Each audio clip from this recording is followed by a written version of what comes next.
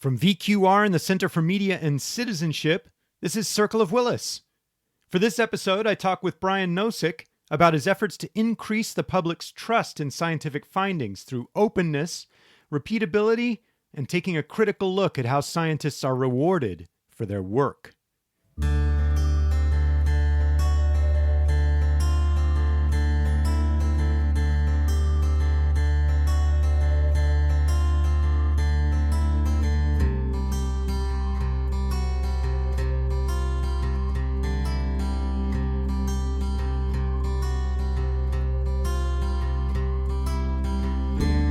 Hey everyone, welcome to my podcast, Circle of Willis. For this episode, I'm sharing a conversation I had a while ago with Brian Nosek, professor of psychology here with me at the University of Virginia, as well as co-founder and director of the Center for Open Science, also here in fraught little Charlottesville. Brian earned his PhD at Yale University way back in 2002, only about a year or so before I first met him here, when I was just a jittery job candidate. Now, Brian has been in the public eye quite a lot in the past, for many years now, not only due to his work with the implicit association test, otherwise known as the IAT, but also and perhaps mainly for his more recent path-breaking efforts to increase the transparency and reproducibility of the work scientists do. I think you'll find that in our conversation, Brian is relentlessly thoughtful about everything that comes up. And I want to say here, publicly, that I think he's absolutely right, at the very least, about the toxicity of the current system of incentives and rewards faced by academic scientists. Occasionally you'll hear that science is broken. It's a great sort of clickbaity phrase that thrives in our current social media ecosystem, but it's completely wrong, backward even, because science is not and has never been broken. Even now, science is our most precious, life-affirming, life-saving human activity. Literally nothing humans have invented has done more than science to improve our welfare, to increase our sensitivity to the natural world, or to reveal the forces and mechanisms that form and constrain our miraculous universe. But the institutional structures within which science is done, they're in bad shape. At the foundation of all this, public funding for science is dismal. And that problem is yoked to the steadily declining public commitment to higher education in general. Our institutions have come to rely on bloated federal grants just to keep the lights on. And the responsibility for securing those federal dollars has fallen heavily on the shoulders of scientists who ought to be focused on making discoveries and solving the world's problems. And because that's a heavy burden, institutional structures have formed to incentivize, some might say coerce, scientists into striving for those federal dollars. Want to get tenure? Better bring in some big federal grants. Want 12 months of continuous salary? Better bring in some big federal grants. You get the idea. But there are other problems too. Want to get a good raise? Well, you'd better publish a lot. Note that I didn't say you'd better publish excellent work. No one would say that excellent work isn't valued. It is. But what you really want is numbers, because numbers are easier to evaluate. And we love indices we can point to that can help us evaluate each other as algorithmically as possible. So each individual scientist has, for example, an H index associated with their name. If you don't know already what that is, I don't want to explain it right now. Just Google it, H index. Journals come with impact factors, and all these indices are relatively easy to game. So professional advancement and stability orients itself toward gaming the indices at least as much as doing high-quality work. And in the meantime, a profession, a passion, you might say, and even an art, really, can gradually transform into a cynical race for money and prestige. And though a scientist may well grow skilled at reeling in the money during their career, whatever level of prestige they attain will ultimately fail them. So, so much for that. As John Cacioppo argued in a previous episode of this very podcast, you and your specific work are not likely to be remembered for long, if at all. Prestige and recognition are understandable, but ultimately pretty foolish goals. Far better, Cacioppo argued, to focus your attention on the process, on the doing of your work. And your best shot at enjoying that work, perhaps even enjoying your life, is to make sure that the work you do is aligned with your values. Brian Nosek and I are in full agreement on at least one point. The system within which science is done, particularly within which American science is done, discourages that process-oriented focus, and, by extension, discourages us from aligning our scientific process with our values. Why? Because our institutions have to keep the lights on. So yeah, science isn't broken at all. How could it be? Science is a system, a philosophy, perhaps even a moral commitment to transparency and openness, to verifiability, to repeatability, to discovery, and I would argue, to humility. Science is far more than a collection of methods and techniques, and by the way, there is nothing about science that requires coverage by the New York Times to be valid. What's broken is the system within which science manifests as a profession. And that gets to why I admire Brian Nosek so much. He isn't just complaining about things, the way that I do. He's working hard to develop an alternative system, a system based on the scientific process instead of rewarding outcomes, and by extension, a scientific process based on deeply held scientific values. You and I may not agree with all the details of Brian's approach, but, it's easy to criticize, right? Anyway, enough of this. Here's Brian Nosek and me having a conversation in one of the conference rooms at the Center for Open Science. This place is fancy, man. It's fancy. Yeah, it's really come together. Yeah. Well, it's a good setting for. How long have you been doing this now? 2013 in March, we got our funding. And did you rent this place right away? We moved into the building in June. Uh-huh. And then over here in August, I think it was. Maybe September. Nice. Might have been later than that. Yeah, it starts to blur, doesn't it? Right? It's like having kids. It was in 2013 still, but it took a while to actually get in the space. And of course, we had half the space. And then now a year and a half ago, you got two kitchens. Doubled the space. I was shown there's two kitchens. Yeah. There's the Keurig, and then there's the regular coffee machine. This is the global south. Get Keurig. Right? That's what I hear. I don't know. What is the COS? I know it's called the Center for Open Science, but how would you explain it to my mom if you could? And by the way, backstory, she doesn't have an advanced degree. My mom, or even a college degree. Yeah, right. I wouldn't explain it to her. It is an organization trying to improve science, and it is a mission-driven organization that thinks about how is it that we can make science be more like we imagine science to be. Right. So that, which is what? What do we imagine science to be? Well, what we learn as a kid, that scientists are curious. They try to figure stuff out. They do little experiments of some kind on whatever they're studying. Yeah. And then they share what they found with other people. Yeah. And then other people say, "Oh, that's kind of interesting. What about this? Or what about that?"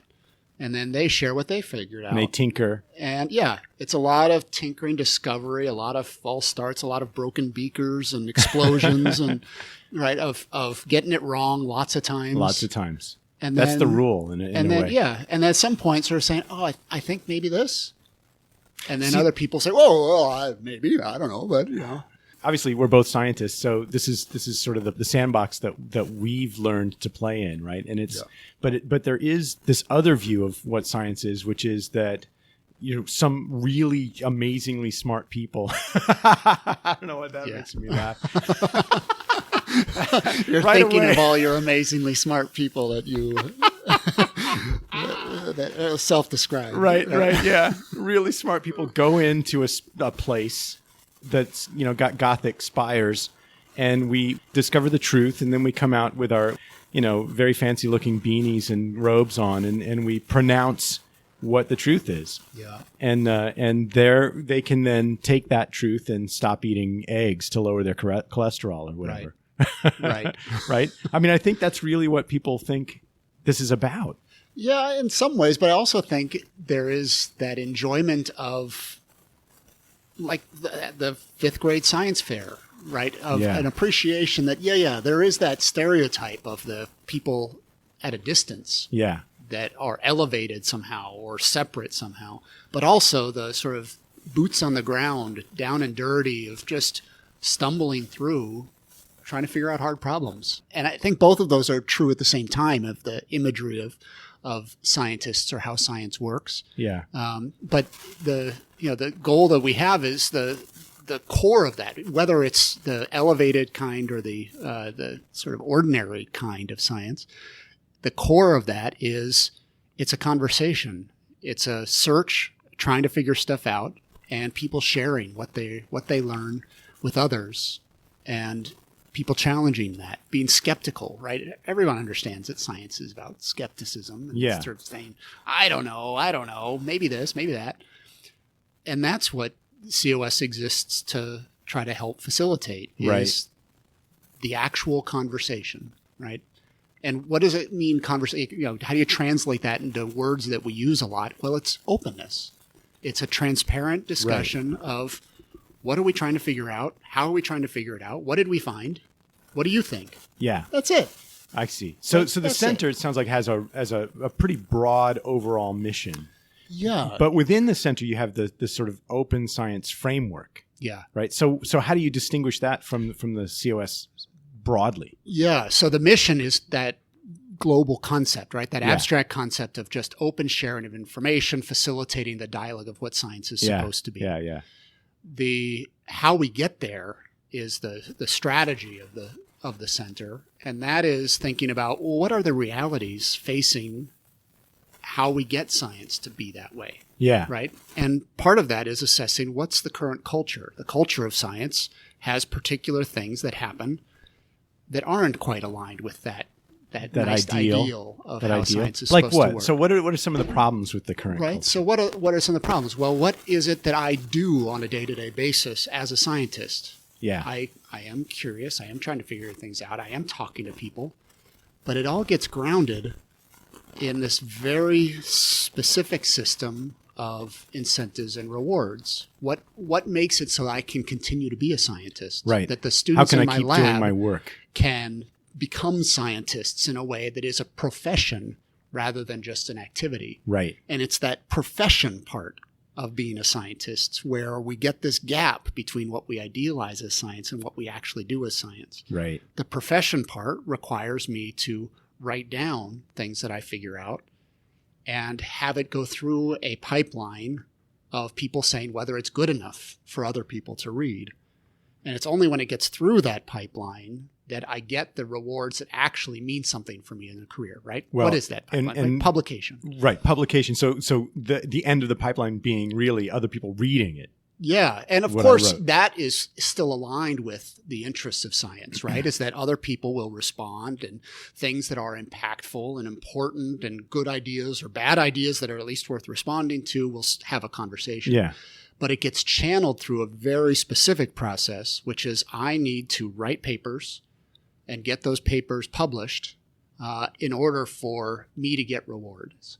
And the goal could be you need them to get published in order for other people to read it. That's great. That's still part of what science is supposed to be. Yeah. But that's not really what the reward is as a profession. Right. Right. For the profession, my reward is just getting it published. And it's then more, and then it's more of a question of how many and not are they in the right place? Oh, right? Geez. What is the right place? The right journals. Is it in science? Is it in nature? Right. The one-word journals are the place to be. Right. Yeah. And some of that is inevitable, right? You have to have, there's lots of people working on things. There aren't an infinite number of jobs to be had. And so you need some system of Yeah. deciding who is it Who that gets gets to the do it. jobs, Yeah. who gets advanced in their careers. Right. And so evaluation is part of the system, inevitably. Yeah. We're not going to get away from Yeah, that. yeah, yeah. But how is it that we have gotten to a system where the rewards are no longer, am I advancing the conversation in science?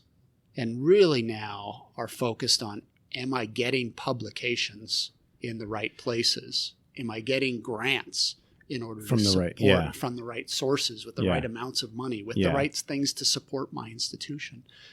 And the real challenge there is that these rewards of publication and grants are very concrete, very immediate. Yeah. I know if I've achieved those, and Yeah. my institution knows if I've achieved those, and other people in my field know if I've achieved those.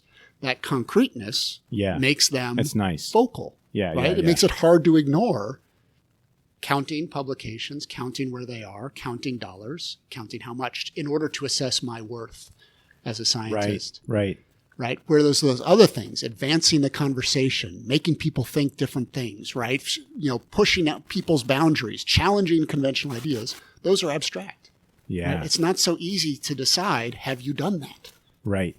Right? And so as a consequence, need- it's hard to Yeah. use that as a Yeah. mechanism of reward. And so maybe the consequence of the way this all is laid out for professional advancement is that I start honing my skill in the direction of getting sufficient numbers of publications and acquiring sufficient grant money. Right. And that becomes the end. Yeah. Or at least one of the ends. Right.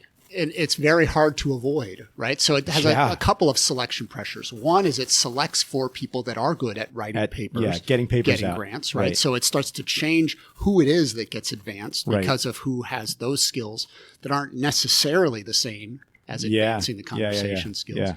And then the other is it reinforces us to actually focus on that as the goal, right? So many times, I'm sure you confront this as well, is that we get into our lab meeting discussions where we start totally excited just about the idea, Yep. right? Debate, oh my gosh, wouldn't that be so interesting or whatever. This, look at that crazy piece of evidence. That doesn't make any sense. We have the best meeting. And in the last 15 minutes, we say, okay, so how are we going to write this up? Where are we going to send it? I'm sure you've had the experience working with graduate students where you know the arc of the graduate student experience is sort of bright, shiny curiosity and interest that steadily erodes as they go through years of looking at their CV and wondering if the count is sufficiently high, and that sort of thing. You know, and it's certainly not perfectly correlated. It might be slightly correlated with the level of creativity that they bring to a specific problem. Yeah, exactly. Right. Because what scientist gets into the field because they said, you know what, I like writing papers and grants. No, that's not a thing. No, that stuff just makes me cry. Yeah. And of course we do those things, but no one gets into it to do those things. No. And so that's the real challenge, is that because the system of rewards is focused on those things, that we start to sort of drift away from why we are scientists in the first place. Okay, but here's the critical question then for me is, has that really done damage to the conversation? Right. I mean, sure, it's depressing. It's kind of a drag, right? Okay, everybody's miserable, but at least we're making progress. Right. And there's a great quote from, I can't remember which essay by Peter Medawar saying something like, all of these terrible things about science and scientists are 100% true, and somehow that still hasn't kept science from becoming the most successful human endeavor in history. Right. So where do we stand now? And I think I totally agree with the comment, right? It is the most successful endeavor in human history to figure out how things work to advance. Right? Virtually all of medicine, our technological rockets, progress can be attributed to science. So for me, it's not a question of is it broken? Is it's not working? It's more of, can we do this better? And to me, the answer is an obvious yes, right? I think we are much less efficient in terms of the pace of discovery and the enjoyment, frankly, of discovery, then we could improve that dramatically. And the core reasons, I think, are that because that system of reward is focused on publishing as frequently as possible in the most prestigious places possible, it pulls on strands of basic fallibilities in human reasoning, of a scientist doing science that lead us away from the most efficient means of discovery. If there are certain things that are more publishable than other things, right? That's the reward I need. Yeah. There's got to be some basis of reward. I got to count something.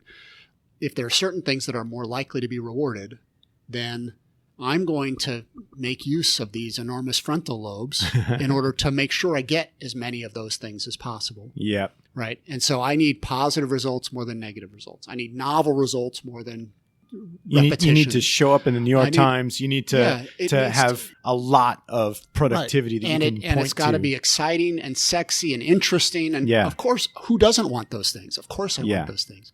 But if those are the only things I'm rewarded for, right? If I can't publish my negative results, if I can't publish a replication or a way to try to verify or increase the precision of existing estimates, if I can't publish things that don't have a neat and tidy story where it all wraps up together, then I am faced with a dilemma in the lab. Competing interests. Demands, Right. What's happening in the lab when I'm studying those hard problems that keep me up at night, that get me all excited, that drive us to get into science in the first place. Yeah. When I'm actually studying those, there's all kinds of false starts. Yes. There's all kinds of mess. There's all kinds of things that don't make sense.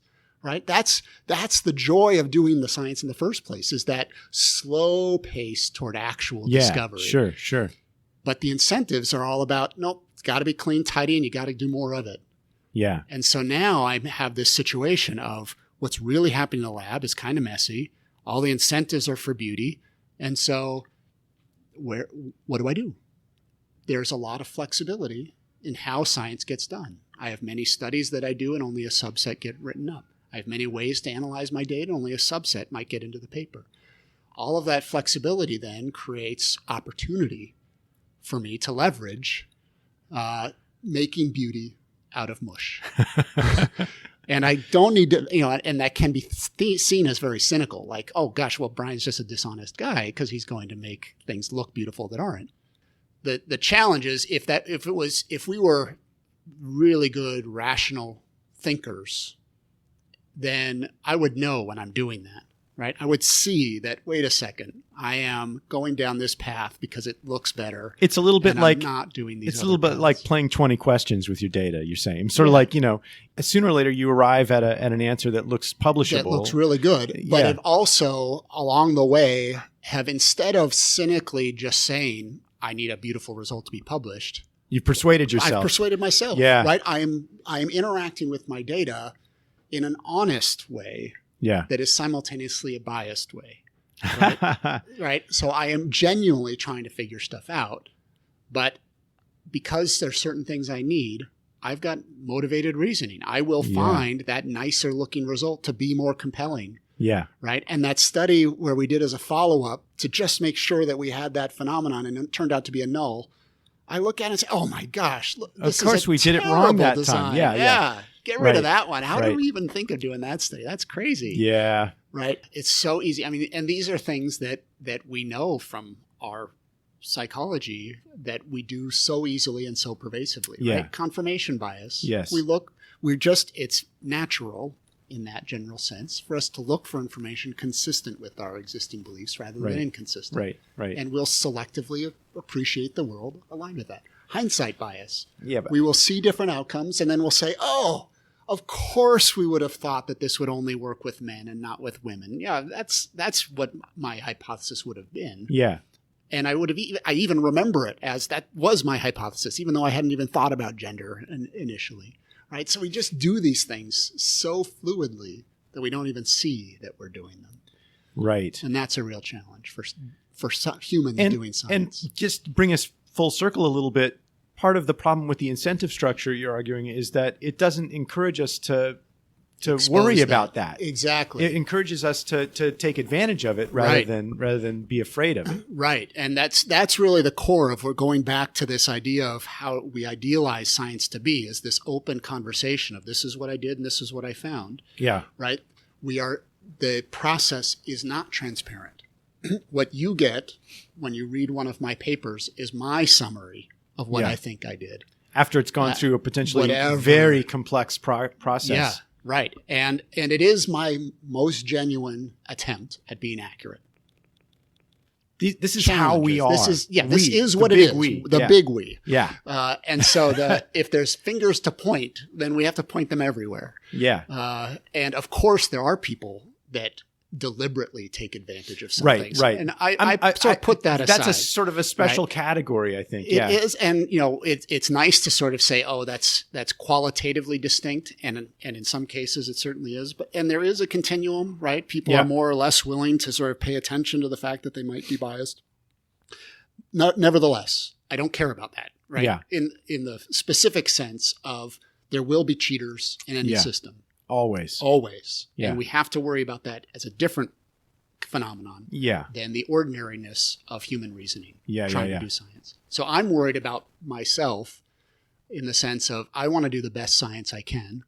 I want the results to be as credible as I can. Yeah. And I want to provide solutions that work for me and ideally will work for other people too, because in some ways they're like me, just trying to figure it all out. We're just trying to figure it all out. We're all best intentioned people trying to do the best work that we can, but yoked to these incentives that we can't do a heck of a lot about at this point. That's right. And until you can actually see my process, right, of how it is I get to those conclusions at the end, then there isn't really opportunity to do what science is supposedly able to do, self-correct.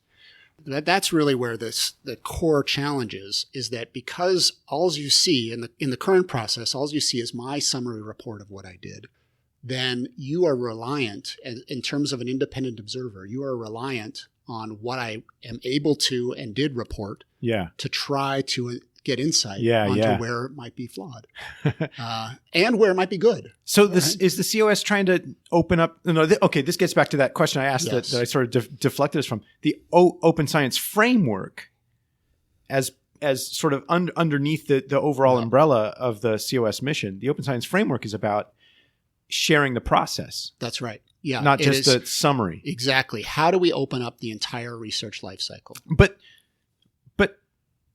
that scares the shit out of me. Yeah. Yeah, a little bit. How so? Because my process is a complete mess. Well, that's I'm a nightmare. I mean, I don't want to see anybody see my process. It's like it's like walking around. That's like coming to work naked. Yeah. What I mean. Yeah. Well, have you ever been to a nudist camp? It actually is quite freeing. Not that I've ever been. But you read about it in a magazine. Yeah, I read about it a lot. Yeah. Oh, wait. No. Seriously though, I mean, this seems to be this is a totally different view. I mean, and I guess that also gets us back to the incentive structure. I mean, after in one way or another, I started doing research as an undergrad, right? Mm-hmm. So now we're going on 25 years. Yeah, I've been thinking in terms of presenting the narrative, exactly. getting people, thinking about process. What in the hell are you talking about? My process is it's like a bunch of spaghetti noodles all over the table. Right. Yeah. And it is difficult to imagine exposing the entire thing. And so there are two answers, I guess, to that. One is incrementalism. What else can you expose confidently? Do that. Yeah. Right. And so the open science framework as infrastructure, as software, gives researchers full flexibility. You can leave whatever private you want. You can expose whatever you want. And we make it easy to make it more accessible, right? So that's the first thing, is meet researchers where they are. They want to. So anybody can sign up for this. Anybody can sign. It's a free service. It's for it's basically for archiving for your own use, right? We should stop losing our own data, our own materials for our own lab's use. Yeah, it's ridiculous that when a machine blows up in our own lab or a grad student leaves, that we lose information. Yeah, for our own use. That's crazy. Yeah, so let's solve crazy. That problem. Yeah, allow people to use the system entirely privately and make it really easy to open. So that's one answer to that, which is, okay, you're not ready to go totally open? Fine. Don't go totally open. But you can still get the benefits of preservation, of making it possible to make parts of it more accessible, and of having more confidence internally of your own process, even if you're not willing to expose it externally. Right. That's one part. The other part is that it does sort of prompt a mind shift in if if I am so alarmed to let people see behind the curtain of my paper, what is that? Does that mean something about the confidence that I have in what's actually goes into that paper? Yeah. Right. It is partly, it's like, well, I just didn't document it. Right. So part of your answer, I assume, would be like mine, which is, it's a mess, but it's not that it's an inaccurate mess. It's just, I'm a bad bookkeeper. Right. Yeah. I'm a terrible bookkeeper. And the output's totally right. I'm sure it's totally right. But of course, that there is overconfidence in that. Right. Sometimes I go back to those old files that I had and old things trying, the reviews come back a year later, or, a project comes up and I say, oh, there's this old project we have. Let's go check it out. Right. And I discover all kinds of errors, or I can't figure it out. And it's like, oh, geez. I got to tell you, one time we reanalyze. This is an ongoing project. Yeah. There's something just looked too good to be true in a data set. So I asked another person in the lab to reanalyze it, just however they would like to do it, and got a totally different answer. Oh, gosh. It's not even doing a different study. It's the same exact data set. Yeah. And I just wandered around like I'd been hit in the head for days. Right. And so this is the real challenge, I think, is that because we don't ever anticipate that the process will be public, we don't care for the process in the way that we might otherwise. Yeah. So if we know in advance, right, that my lab is, moving step by step this direction, is we are going to make as much of our process accessible as possible. Knowing that we're going to do that changes how we do our process, right? So it isn't the spaghetti noodles. We actually think about it in the same way that we think about a paper, which is, yes, it's going to take a while to get it to all be aligned and look right, but that's part of doing the science. So you put a little more effort into sort of formalizing the process is kind of what you're saying. So we have the way that you do the narrative at the end. Exactly. Right. So it's not just the narrative at the end. Now it's the code book for the data. Yeah. Now it's the code that's applied to the data. Right. Now it's the materials that we used. The hypotheses that we say. Yeah, we write it down in advance. And there is still the spaghetti mess, but it leads to an actual set of this is the idea at the beginning. These are the materials that we have. These are the data we have, so that all of that is clean and beautiful. Yeah. And I can go back to it. I mean, it's amazing now to go back to a study that we've done in the last 2 years compared to a study we did 6 years ago and actually be able to understand it. Actually be able to take and say... Well, and in theory, anybody could, right? Anybody could. You could reconstruct what you can say, there's a few of our recent papers where you can go to the OSF, find the code, click run, and regenerate all of our findings from the paper. Just instantly. Right? That's amazing, right? That someone else can confirm that we got what we say we got. It sounds better than a method section. Yeah. Right. This is all part of this was a conversation that happened a few years ago. Is should the method section be sufficient? My own feeling is that maybe it should, but it's never going to be. No, exactly. And it's if we focus on the paper, we're going to end up missing the boat entirely. Whole bunch of stuff. Right. The method section is a summary. It's a summary in order to facilitate the purpose of a paper, right. Which is to give a reader an understanding, a basic understanding of what happened. Yeah. But the reader that actually needs to know precisely what happened cannot have to depend on the paper. Yeah. Right? They have to be able to get into the materials, a video of the experimental setup, whatever it is. There's lots of other stuff that when I actually want to take what you did and apply it in some way in our lab, we need to be able to have a much deeper engagement with that process. It seems like if you go back in the history of science, there's a way in which this was always the case. Yeah. Right? I mean, it's not, you seem to be really formalizing, or maybe that's the wrong word. You're providing a technology for accelerating or making this process easier. But when I think about the sort of major scientists in the major fields of science, I mean, visiting laboratories, conferences, conversations like this over drinks at the bar, where people start working out some of these details and start learning about each other's process. And this sort of, I think, has always been part of the game. How could it have been otherwise? How could it have been otherwise? It couldn't possibly have been otherwise. We're not mind readers. Yeah. And so we've lost this perspective, partly as a function of being able to get just enough information at a distance. Right? Yeah. The papers itself, the fact that they're distributed easily, makes it feel like we understand what each other is doing. The internet dramatically accelerates all of that. Yeah. Right. And simultaneously, science has gotten so big. Right. So when there's only a few people, then you have relationships and you call up the person. You say, how did you do that? Oh my God, we tried this thing. It didn't make any sense. So those relationships facilitate that exchange of information in an easy way. Yeah. Now that there are hundreds, thousands of people that I would consider to be studying the same kinds of things that I study, I can't talk. You can't do that. No. Yeah. And so I am more reliant on the more indirect means of communication. Well, and in a similar way, when you do meet at the conference, not everybody has access to that conversation that you had, Right. And you could learn really interesting synergistic things happening, and then that brings in diversity and access and all of these other questions start becoming a problem. Yeah. So some people say, "Oh, we totally know how they did their study because we talked to them. Because we know them." Yeah. And then we're buddies. We and then we went out and saw a band in Austin afterwards. Right. And then there are the 150 other people who aren't sort of standing around fogging up the glass, saying, "What the heck?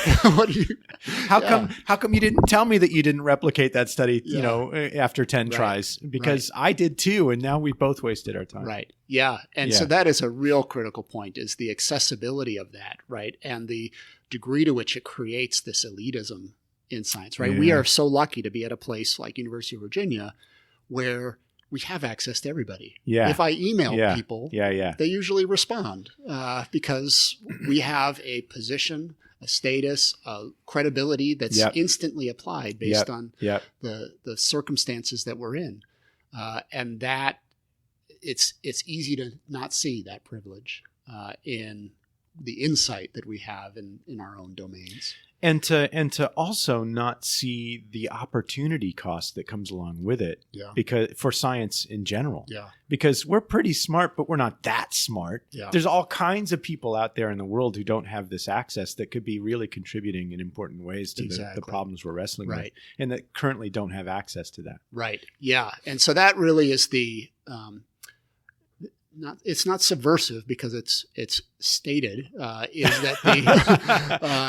that what the open science framework can do is really provide inclusivity at scale, right? Yeah. If you and I are getting insight on each other's work based on our ability to have conversation and our ability to share materials directly, email with each other, whatever, by putting that into an open repository, now we give an orders of magnitude more people the opportunity to get similar kinds of insight. Right. Now, of course, the personal contact may always have a benefit, right? There is those networks, social networks really matter, but we can do a lot to help the spread of that information accelerate and be much broader so that people that don't have the same access points can get started, can get into the system, can get enough insight because of that to greatly accelerate their own capacity, but then the capacity of science more broadly.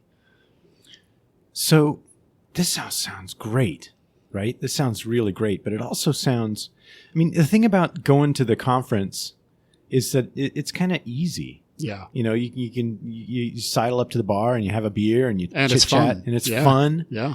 And, making the process more transparent sounds hard. Is it hard? It is hard in the sense that none of us have done it before in a systematic way. Yeah. And so in the same way that it's hard to write a paper or it's hard to do data analysis, of course you got to learn. Yeah. Right? All of these things have to be learned. I don't want to learn anything. I've learned a whole bunch of stuff so far. And but you're always learning, right? This is the thing that we forget as scientists, is that we study things that we are studying them to learn about them. Yeah. And the process part can feel boring, right? Yeah. How do we format our papers? I don't care how we format. Just tell me how Right. to format the damn paper. Right. And once I've learned that, don't tell me again. I know APA style now. I am not learning any other style. Forget it. I don't care. If Nor that am I journal learning the requires updates. it. Yeah, right. Yeah. I'm all APA 4th edition. That's where I end it. Right. Maybe we should have badges. What edition are you? Right. But those. But so that's going to be a barrier. Learning new stuff when you feel like you already know it, or have a system, a workflow, is a barrier to change. But once it's learned, it's not more time. It's just, this is how things are done. This is how we do it. This is how we document. And there is long-term efficiency benefits for doing a good job of documenting your process, of organizing your process, because of all of those revisits that we do. Yeah. Right? How many times has it happened in my lab? I don't know how many times it's happened in yours. It's happened a lot in my lab, where we are having a conversation and we say, this is just like this other thing that we did with Nicole 5 years ago. Man, let's go back to those data and that study design. Reanalyze it, take it, use it as a pilot for this new thing. And we just can't. Right? Yeah. We've lost the thread of that information for our own use. And we've just we're stumbling over ourselves because of our lack of good training in how to curate and manage and The expose process. our own process for our own use.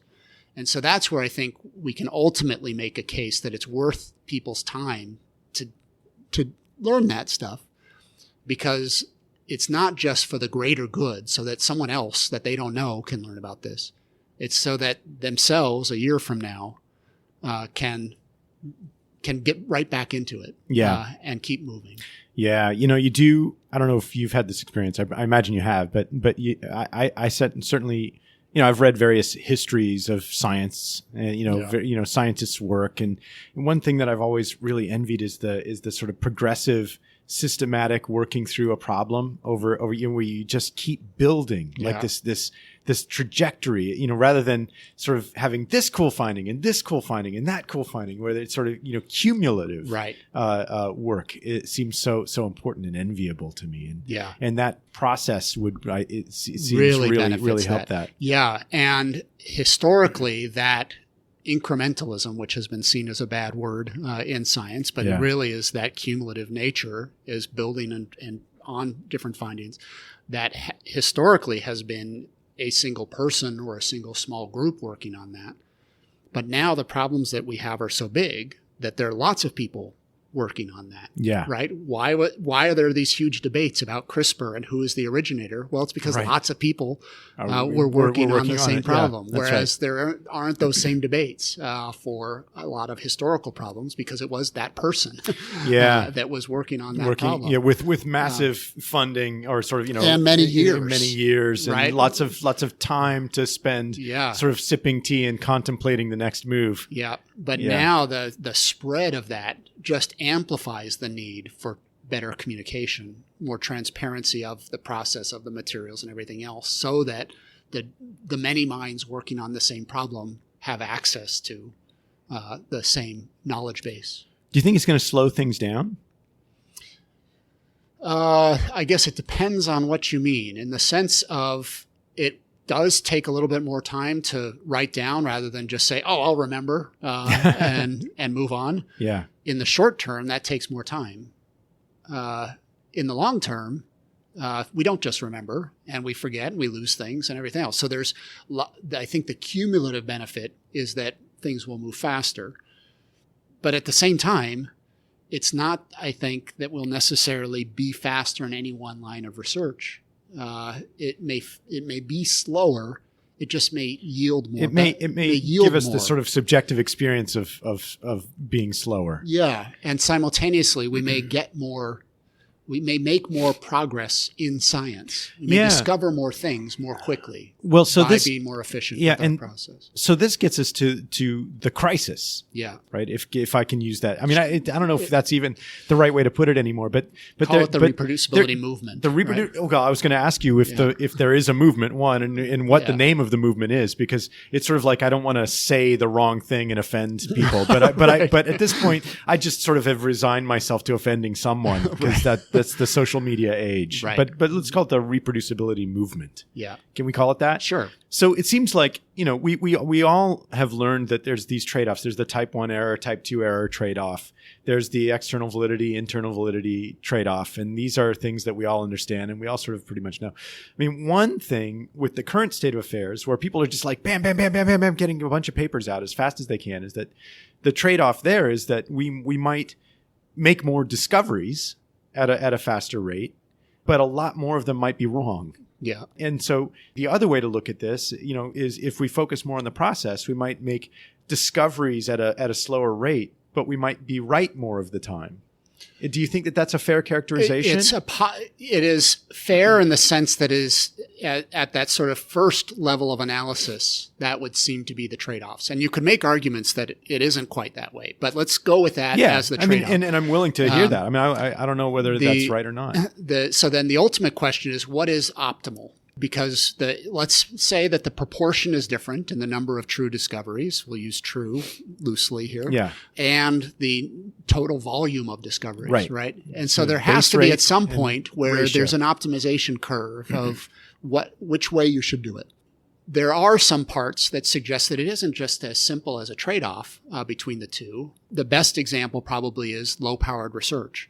Right now, it's to my benefit to generate as many, I actually can generate more findings by using small samples. Right. And by low power, we mean the insufficient ability to detect a true effect. Right. If it's actually there. Yeah. Right? If it's actually there. And so you'd say, well, low power is bad for identifying, you'll miss more things than you should have. Right. You'll get false negatives, right? If I have low power, then I can't detect true effects that are there. Yeah. So low power is bad for negatives. But if I get a positive, then it's more likely to be true, right? Right. And that intuition is not correct. Low power is bad for both false negatives and false positives in the conditions of what's the rate of actually true things that we're studying, right? And so the difficulty of the intuition there is that the base rate of how many true things are there to discover strongly influences the impact of power on our rate of discovering findings. And if we're studying things that are not likely to be true, I mean, because we have lots of ideas about what's possible in this hard domain, and only a few of them. We're going to be wrong most of the time. We're going to be wrong most of the time. If we accept that, then it's in our interest to do much more high-powered research to increase or decrease both our false negative and our false positive rate. So that is an argument for it isn't a strict trade-off. Doing fewer studies with higher power, well, of course, then we're going to discover fewer things. No, we're actually going to discover more things because we're going to have both the power to detect the true things and the power to say those other things aren't there that we didn't think are there. And so that's an argument that is more complicated than a simple, which error rate are we more interested in? Yeah, and it reminds me that I've never yet heard a good persuasive argument for low power. Yeah, in research, that's never happened. Right, there isn't a good argument. It's a waste of resources. But there may be a trade-off that has to do with focusing on the narrative versus the process. There may yet, because power can be a separate issue. Yeah. So the argument there's a sort of a side argument that says, well, everybody can agree, if it's true, that low power is bad. Nevertheless, there are occasions where low-powered research is worth talking about, right? That's true. And that's an important qualification, which is, look, there are only 17 people with this particular disorder in the world. Absolutely. Yeah. We are going to talk about what we found with those 17 That's absolutely people. right. But that raises the point that I think doesn't get sufficiently talked about sometimes, which is that statistical power isn't just about N, Yeah. the number of subjects you have. Yeah.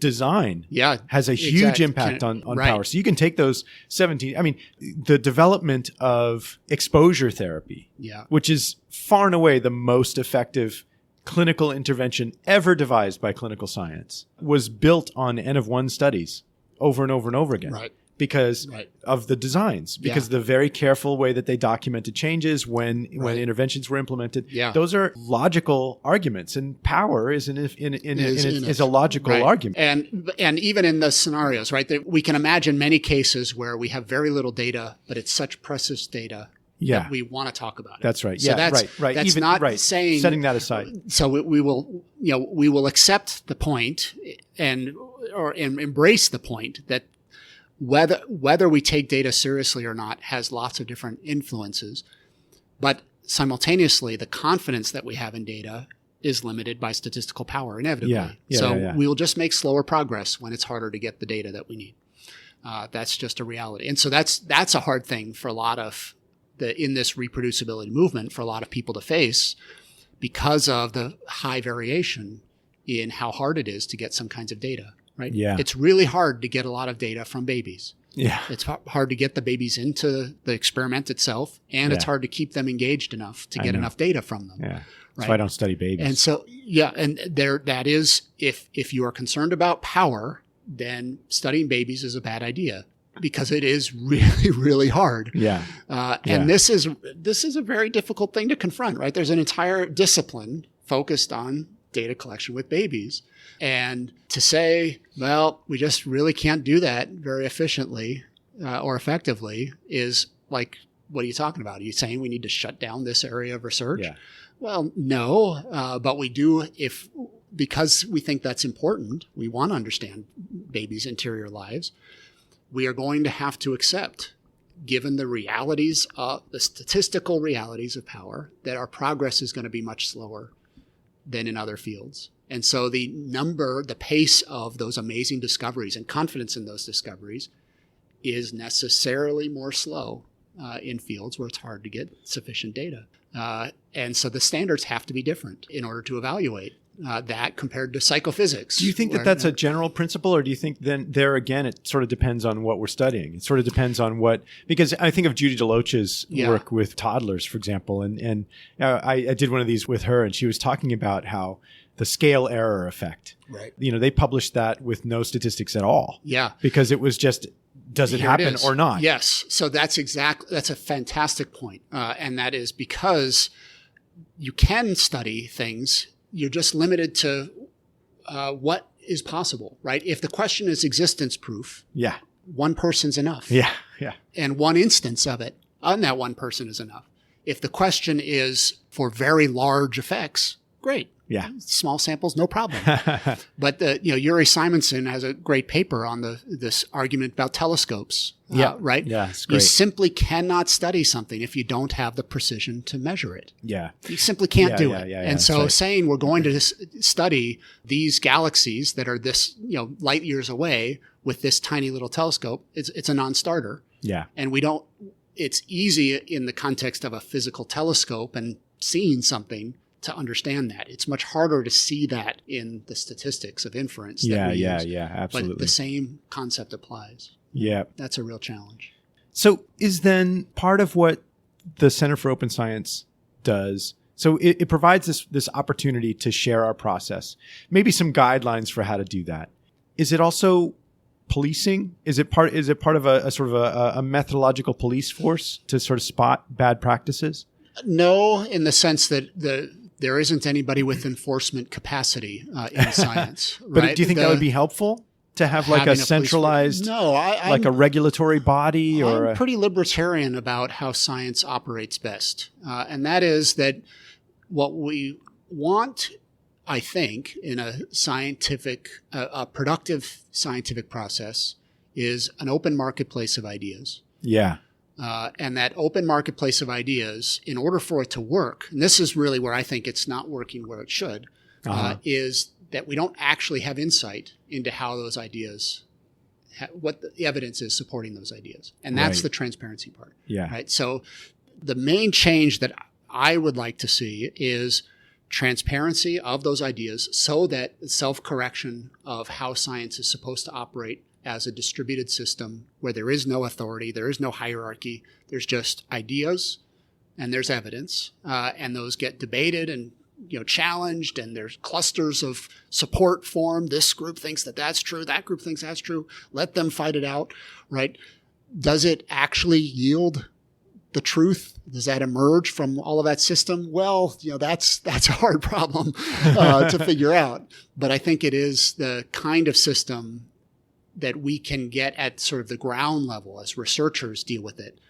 The systems of how do we pull information out of that open free marketplace and insert it into policy or into other human activities. Well, now that's something where you might have structures that aren't as libertarian, where it is a matter of reputation, right? Because that's politics, decision making. Right, there is decision making to turn the ideas in that marketplace into actions. Right, and that has to have some kind of process of who is deciding, who are they deciding for, and so that's a different kind of problem than just the activities of individual researchers trying to figure stuff out.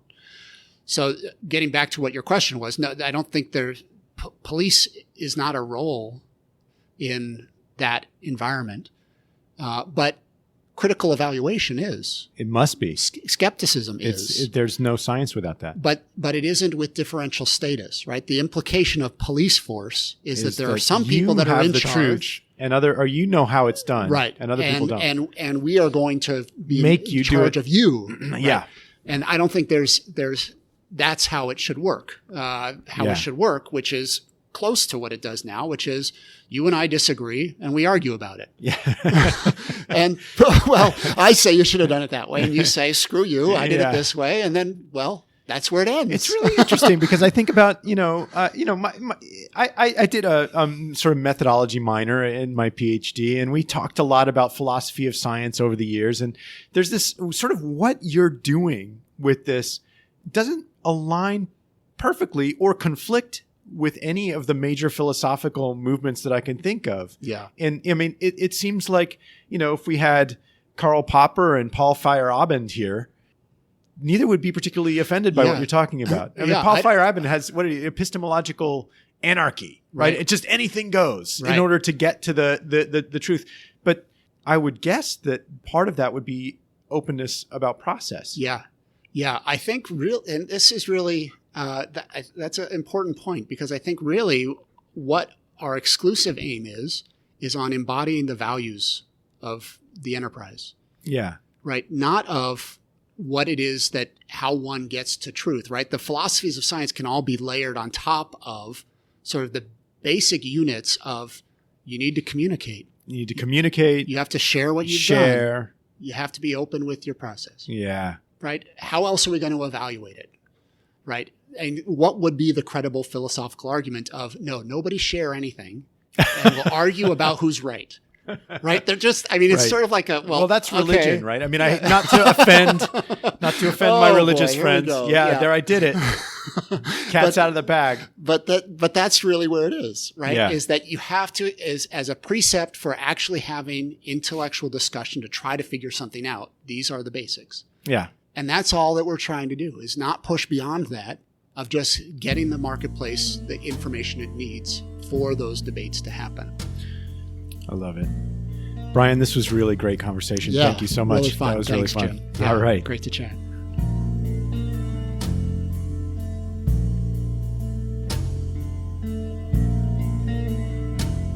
Okay, folks, that's it. Thanks to Brian Nosek for sharing his time with me and for his candor, good humor, and great attitude.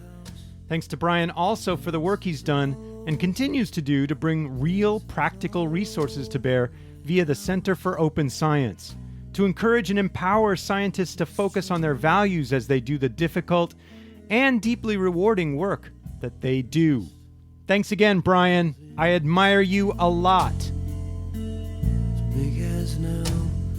Folks, the music for this episode of Circle of Willis was written and performed by Tom Stauffer of Tucson, Arizona. For information about how to purchase Tom's music, as well as the music of his band, The New Drakes, check the About page at circleofwillispodcast.com. Also, check out our new Instagram account. That's right, there is an account on Instagram now called Circle of Willis Podcast. And there you'll find a series of essays and drawings and mini blogs about topics related to the program, all of which are only available on Instagram. Why? Because I want to. That's why. I like it. And that's all. Circle of Willis is produced by Siva Vaidyanathan and brought to you by VQR and the Center for Media and Citizenship here at the University of Virginia.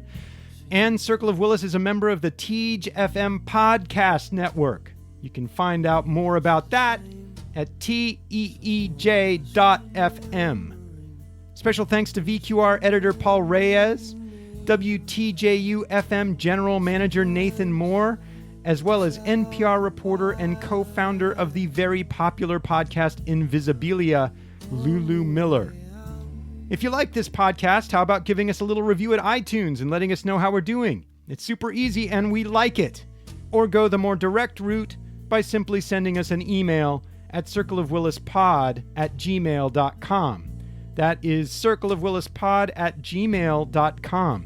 You can also contact us by visiting circleofwillispodcast.com and clicking on the Contact tab. Okay? Okay. Folks, here's the deal. I'm taking a vacation. Yes, that is what I'm going to do. That means this will be our last episode until August, when Circle of Willis will return with a vengeance. I don't really know what I mean by that. But when we do return, we'll be hearing from Wendy Hassenkamp, Science Director of the Mind and Life Institute, to hear about what she's been doing to align the science of contemplative practice with all those processes and values that Brian Nosek and I talked about only moments ago. We'll also be hearing from John and Julie Gottman about the science of marriage in our very first episode of Circle of Willis, recorded before a live audience. And there's so much more coming up, too. Until then, I hope you are planning on having as nice a time this summer as I am. See you in August. Bye-bye.